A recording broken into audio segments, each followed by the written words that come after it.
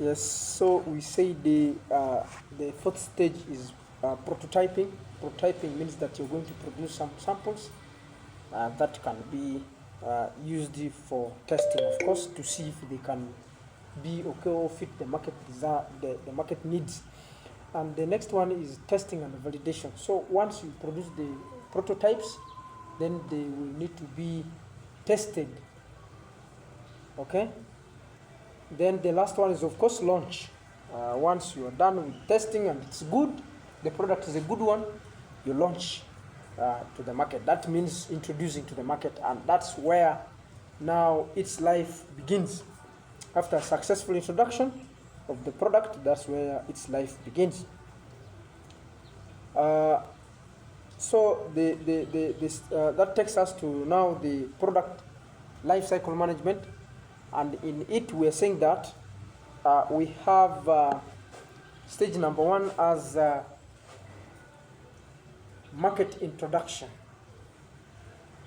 Market introduction, that means introducing your product to the market or launching the product to the market.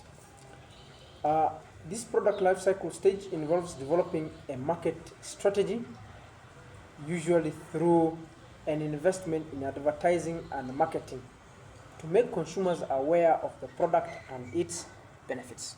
So at this stage, when we're introducing a product, because we're just introducing it, that means that many people don't know about it. And because many people don't know about it, our main interest will be to make sure that people know about it, and that's why we're talking about investing in advertising and marketing.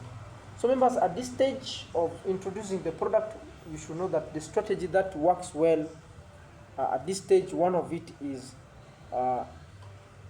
advertising or investing in advertising and what? And marketing. Of course, there could be other strategies about the product, meaning that the product has to be of the quality that is required, because you have already what? Done the validation, the testing and validation at production level. And it could also concern strategies to do with the pricing, how you're going to price your product. It depends on where you are, where you're geographical, where you're located. If you're located in an area or in low developed or less developed countries, then you might need to have cheap price in order to penetrate the market. Otherwise, in other countries, cheap price doesn't work. It doesn't work as a strategy for introducing, because people will associate it with poor quality. Cheap things are poor. That's the perception in other places. But in less developed countries, that thing of setting low prices is sure to work. So,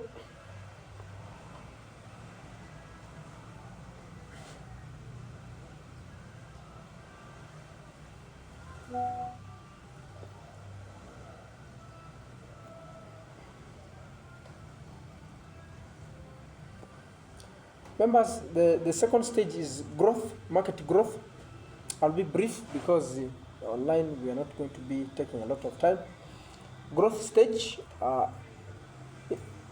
at growth stage, the business is picking up, and everything is, you're beginning to connect with the market. In other words, the market is getting to know more about your products. They're beginning to enjoy your products.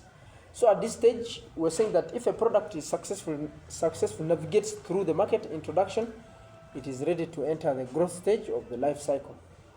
This should see growing demand, promote an increase in production, and the product becoming more widely available to keep up with demand and expectations to gain loyal customers.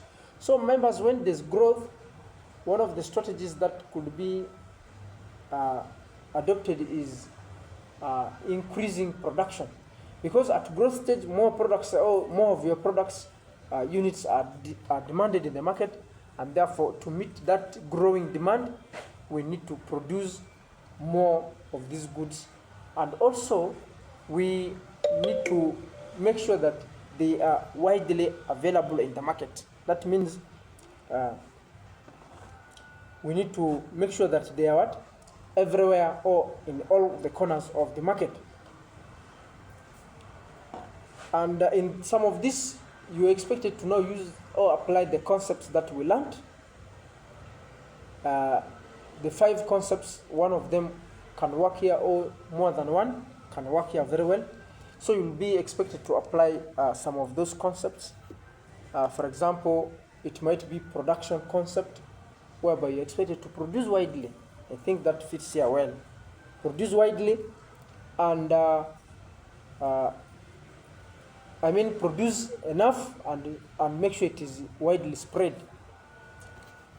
But also important to note is that at this point, because you're doing well, competitors also become interested in the market, and therefore they will try as much as possible to copy your products, your brand. And what we're advising is that as a strategy, make sure you come up with you're unique from the rest. You're very unique from the rest, and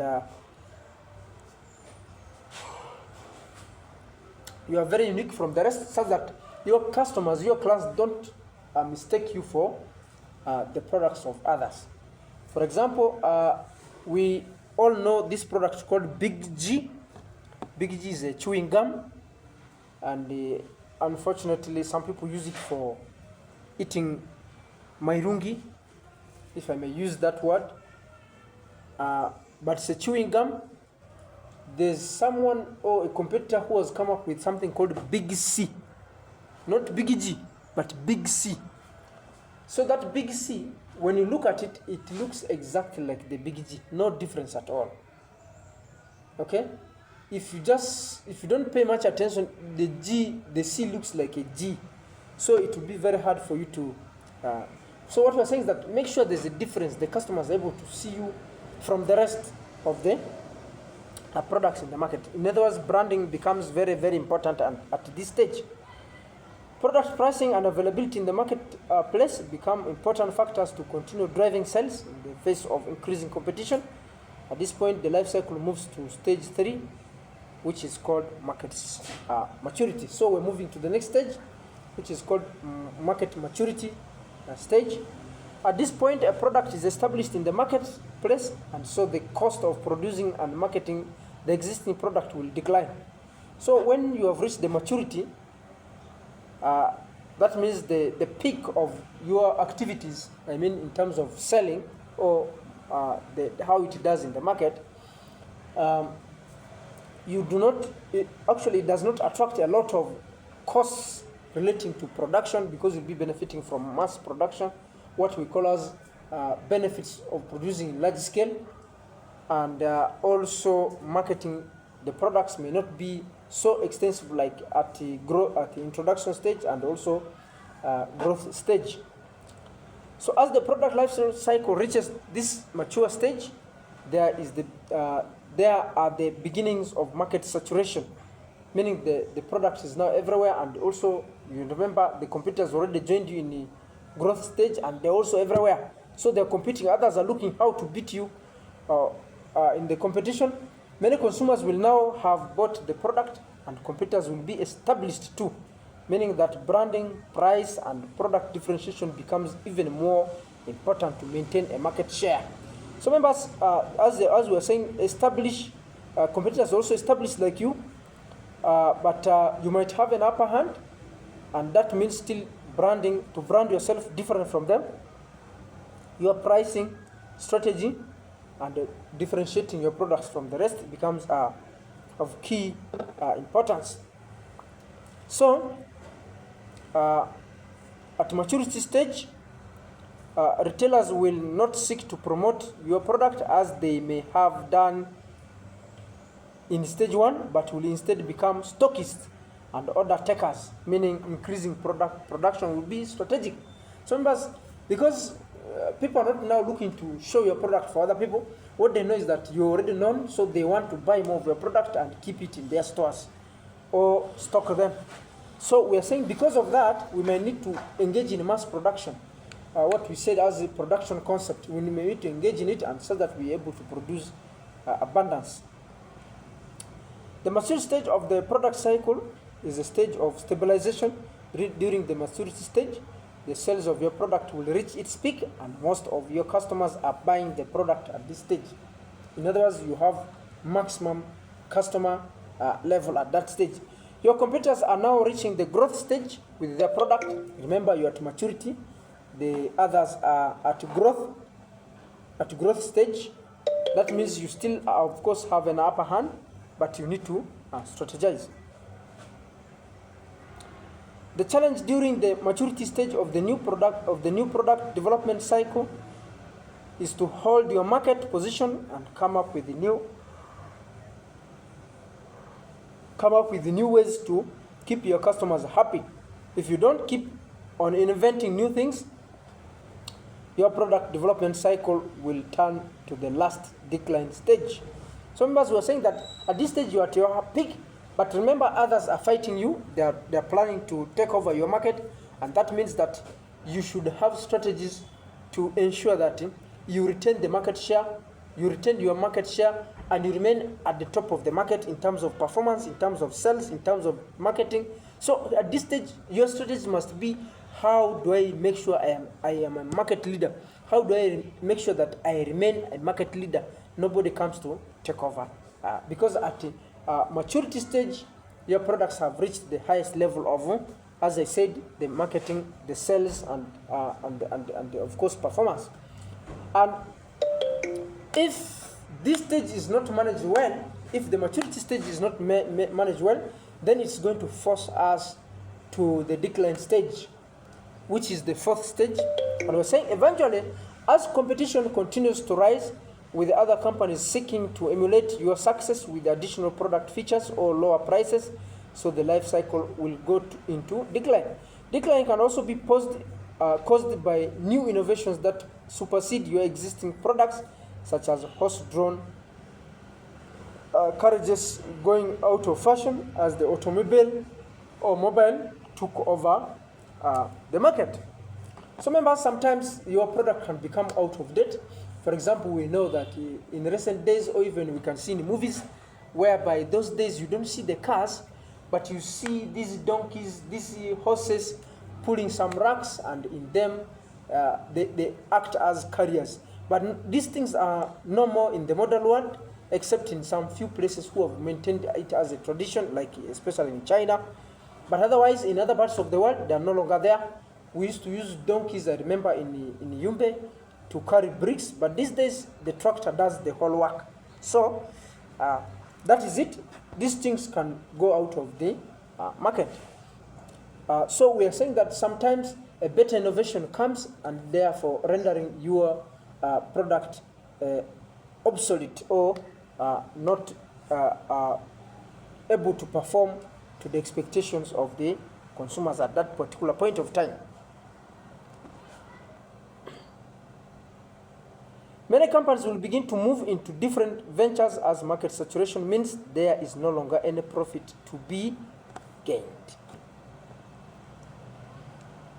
Of course, now it means that you might need to strategize at this stage.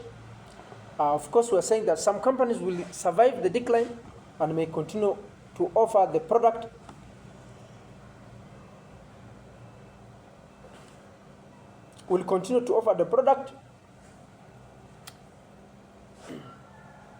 but production is likely to be on a smaller scale. So members, what we're saying is that sometimes because better opportunities have risen, and therefore many of the consumers are going for such products of the competitors, but sometimes we may survive because of loyal customers who still need our products, and therefore instead of producing the mass production, we might be required to reduce the production level, and so that we're able to serve the few. So we don't completely go out of the market, we remain in the market, but of course we reduce the production level.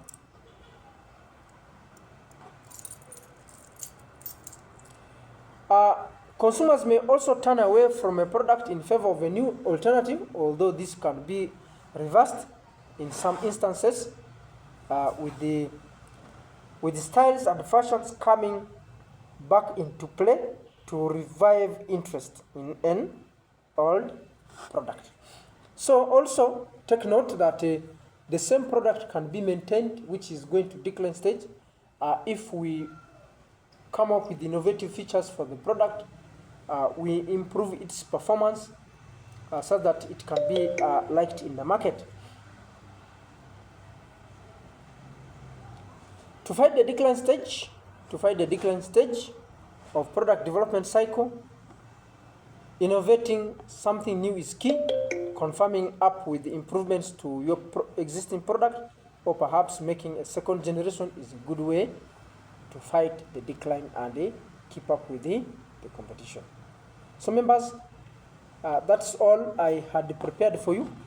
All you need to know, understand, is that there are 4 stages in the product life cycle management, and this includes the introduction stage, whereby we launch the product or introduce the product to the market. And once we introduce the product to the market, we must know how to successfully introduce it. And otherwise, if we don't apply the relevant strategies, then the product may reach its decline stage without the other stages, without reaching its growth stage, without it reaching its maturity stage. And that's why you find businesses venture into enterprises, but at the end they come out, or they leave the market, or they are pushed out of the market. So it needs a careful planning to see that you actually enter successfully. And this could include ensuring that there's massive advertisement and marketing programs going on to increase the awareness about your products. And the second stage is the growth stage, whereby we expect the business to be growing at a steady progress. And that would mean that our products are being bought widely in the market. And therefore, if the market is growing, we might need to engage strategies like increasing the production levels, so that we're able to sustain the market, or sustain the numbers in the market. And also that would also mean that we need to, of course, after increasing the production levels, we need to ensure that these products are taken widely or distributed widely to the markets, if we are to benefit from the growing demand, which is at a growth stage. And the other stage is the maturity stage. We're saying at this stage, your products are already saturated in the market. That means they're already widely spread. What it means that also competitors already in the market, and they are trying their best to copy you because you are doing well.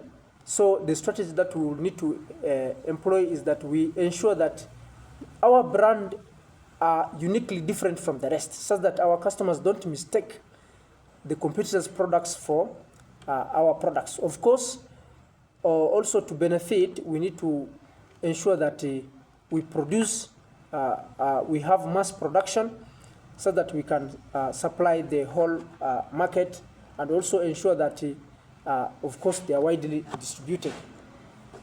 Members, if we fail with the maturity stage, or if we are done with the maturity stage, we might be forced to go into the decline stage. And why we might be going to the decline stage is because maybe more strong competitors have come up with the better products. Maybe better technology has come up, and we are not able to match that technology, and we find ourselves going to the decline stage, or our product going to the decline stage. And we're saying that sometimes as we go to the decline stage, the strategy that we might employ is to reduce production, because now the demand for your product is reducing. But you reduce the production so that you're still able to serve the few who have remained loyal to your business or to your products. Members, with that, I think we have come to the end of our lecture.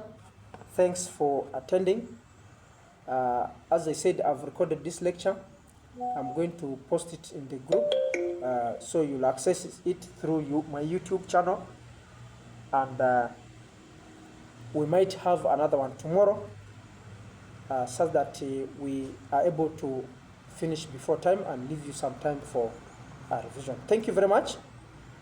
Assalamu alaikum wa rahmatullahi wa barakatuh.